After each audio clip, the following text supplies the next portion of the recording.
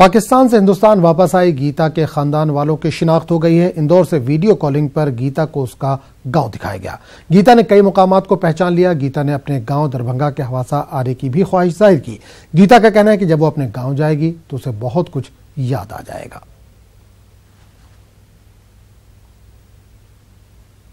Video calling में जब उन्होंने अपने गांव को देखा गीता ने, तो बहुत ज़्यादा उत्साहित थी। उसे लग रहा था कि यही मेरा गांव है।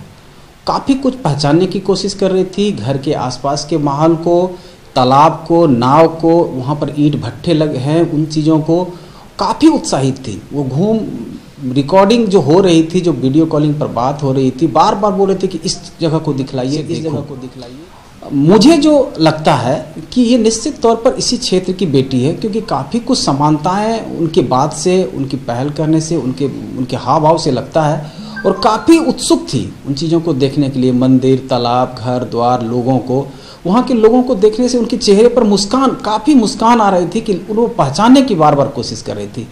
भले उनकी माँ उनको अच्छी तरीके से नहीं पहचान पाई, लेकिन जो चाचा, भाई, चाची, इवन उनके नाना, उनका चेहरा हूबहू गीता से मिलता है।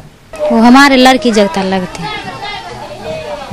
है कि वो हाँ। आपसे बात हुई थोड़ी बहुत भी? समझ पाए उसका इशारा से समझ पाए कुछ? हाँ, कोई बोले उस आपके मम्मी है, तो बोला नहीं हमारी मम्मी नहीं।